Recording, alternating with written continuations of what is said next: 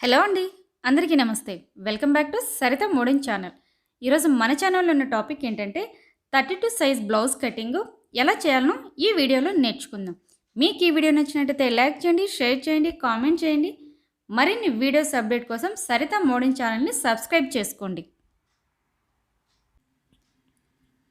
Next blouse పీస్‌ని ఇలా 2 సైడ్స్‌గా fold వేసుకోవాలండి. క్లోజ్గా ఉన్న వైపు మన వైపు ఉండేలాగా, ఓపెన్ సైడ్ అటువైపు ఉండేలాగా బ్లౌజ్ని స్ప్రెడ్ చేసుకోవాలి. ఇక నేను మీకు మెజర్మెంట్ బ్లౌజ్ తీసుకుంటున్నాను చూడండి. బాడీ లూజ్ అనేది మెజర్మెంట్ బ్లౌజ్తో ఎలా చెక్ చేసుకోవాలనో కూడా మీకు ఈ వీడియోలో చూపిస్తున్నాను.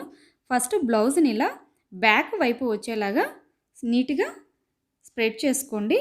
బ్యాక్ సైడ్ ఆర్మ్ హోల్ అటువైపు నుంచి ఇటువైపుకి టేప్ మెజర్మెంట్తో చెక్ చేసుకోండి. ఇక్కడ ఈ బ్లౌజ్ మెజర్మెంట్ నాకు 16 ఇంచెస్ వచ్చింది.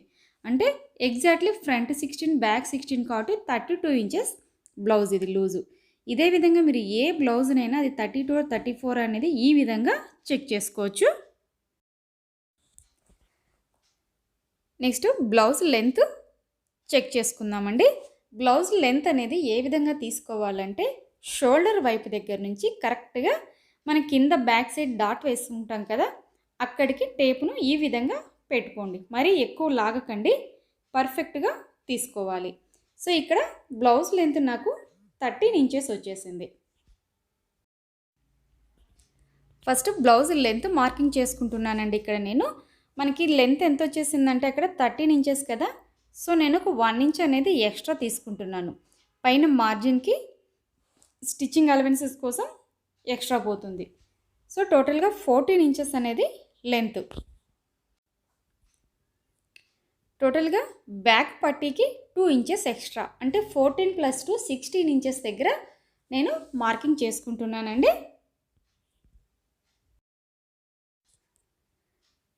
బాడీ లూజ్ కూడా మార్కింగ్ చేసుకుందాం.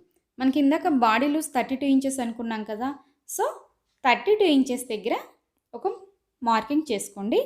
అలాగే వెస్ట్ సైజ్ కూడా 32 ఇంచెస్ దగ్గర తీసుకోండి.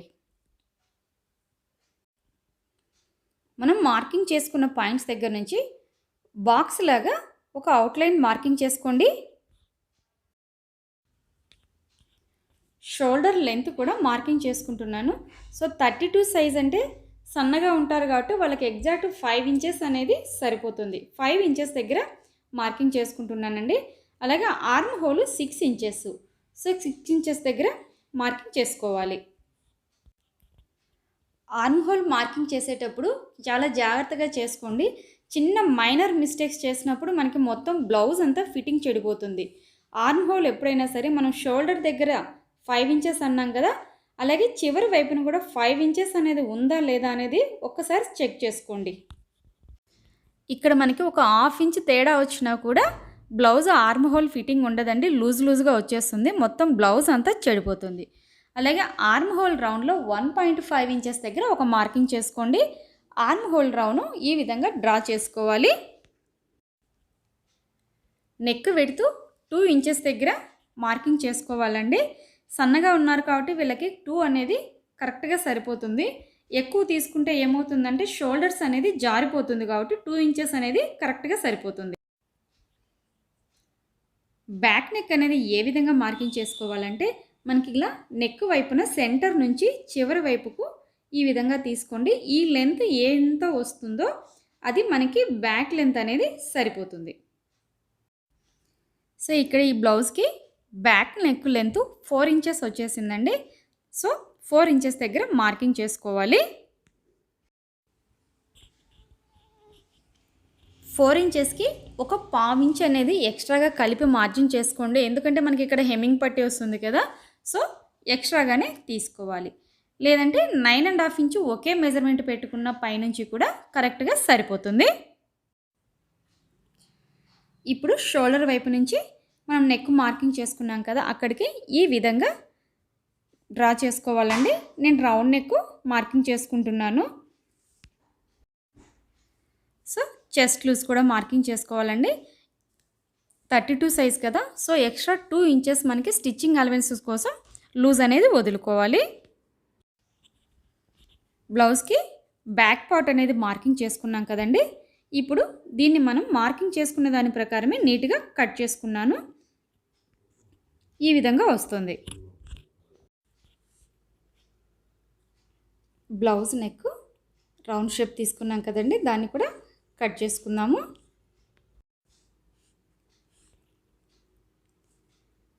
ఈ పీస్ కూడా మనకి ఉపయోగపడుతుందండి. హుక్స్ పట్టి దారాల పట్టికి యూజ్ అవుతుంది, వేస్ట్ కాకూడదు. నెక్స్ట్ ఫ్రంట్ పార్ట్ కట్ చేసుకుందాము. సో 32 సైజులో నేను క్రాస్ కటింగ్ చేసుకుంటున్నాను ఫ్రంట్ పార్ట్ని. అది ఏ విధంగా చేయాలనో చూపిస్తాను చూడండి. ఇందాక కట్ చేసుకున్నటువంటి బ్యాక్ పార్ట్ని తీసుకోవాలి. ఆ పీస్ని ఈ విధంగా క్లాత్ మీద క్రాస్గా సెట్ చేసుకోవాలండి. ఇప్పుడు బ్యాక్ పార్ట్ అంబడి అవుట్లైన్ అనేది డ్రా చేసుకోండి. యాజ్ ఇట్ ఈజ్గా ఆర్మ్ హోలు, షోల్డరు ఇవన్నీ ఏ విధంగా అయితే మనం తీసుకున్నామో అదే విధంగా ఒక అవుట్లైన్ అనేది డ్రా చేసుకోవాలి. మొత్తం మార్కింగ్ చేసుకున్న తర్వాత ఈ బ్యాక్ పార్ట్ని పక్కకు తీసేయాలి.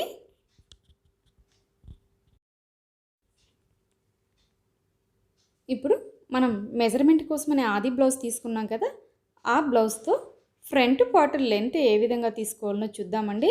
సేమ్ షోల్డర్ దగ్గర నుంచి మనం కింద ఫ్రంట్ పార్ట్కి డాట్ వేసుకుంటాం కదా క్రాస్ బెల్ట్కి దగ్గర, అక్కడి వరకు పెట్టుకోండి. ఈ బ్లౌజ్ ఎంతైతే వస్తుందో అది మన front body length. Front body length అనేది ఒక్కొక్కరికి ఒక్కోలాగా వస్తుందండి. చెస్ట్ ఎక్కువ ఉన్న వాళ్ళకి ఒక 1 ఇంచ్ ఎక్స్ట్రా పెట్టుకోవాలి. లేదు నార్మల్గా ఉన్న వాళ్ళకైతే బ్యాక్ పార్ట్ లెంత్కి అలాగే ఫ్రంట్ పార్ట్ లెంత్కి 1.5 ఇంచెస్ డిఫరెన్స్తో మనం బ్లైండ్గా మార్కింగ్ చేసుకోవచ్చండి. మన బ్లౌజ్కి back part length 13 inches. So 1.5 inch minus చేస్తే ఇక్కడ 7.5 ఇంచెస్ దగ్గర మార్కింగ్ చేసుకుంటున్నాను. ఫ్రంట్ నెక్ 5.5 ఇంచెస్ దగ్గర మార్కింగ్ చేసుకోవాలండి. సన్నగా ఉన్న వాళ్ళకి 5.5 అనేది కరెక్ట్గా సరిపోతుంది. ఆర్మ్ హోల్లో మనకు కరెక్ట్గా రౌండ్ తిరుగుతుంది కదా, ఆ రౌండ్ తిరిగే చోటు నుంచి ఒక 1/2 ఇంచ్ డౌన్లో ఆర్మ్ హోల్ అనేది డ్రా చేసుకోండి ఫ్రంట్ పార్ట్కి. ఇప్పుడు డౌన్ వైపున 1.5 ఇంచెస్ దగ్గర ఒక మార్కింగ్ చేసుకోండి. అలాగే ఇటువైపు 2 ఇంచెస్ దగ్గర ఒక మార్కింగ్ చేసుకొని ఈ విధంగా క్రాస్గా కలుపుకోవాలి. చివరి వైపున కూడా రౌండ్ షేప్ తీస్తూ మార్కింగ్ చేసుకోవాలి.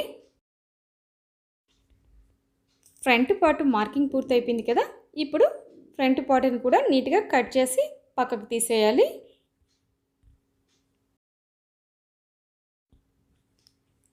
నెక్స్ట్ హ్యాండ్స్ మార్కింగ్ చేసుకుందామండి. మనకు మిగిలినటువంటి క్లాత్ని ఈ విధంగా 4 ఫోల్డ్స్గా వేసుకోవాలి హ్యాండ్ మార్కింగ్ కోసము. హ్యాండ్ మార్కింగ్ 7 ఇంచెస్ తీసుకుంటున్నానండి. యాక్చువల్గా మనకి మార్కింగ్ వచ్చేసి నాకు 6 ఇంచెసే అక్కడ.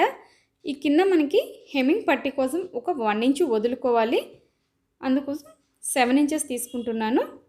అలాగే హ్యాండ్ లూజ్ 5 ఇంచెస్, ఒక 1.5 ఇంచెస్ అనేది స్టిచ్చింగ్ మార్జిన్ కోసం.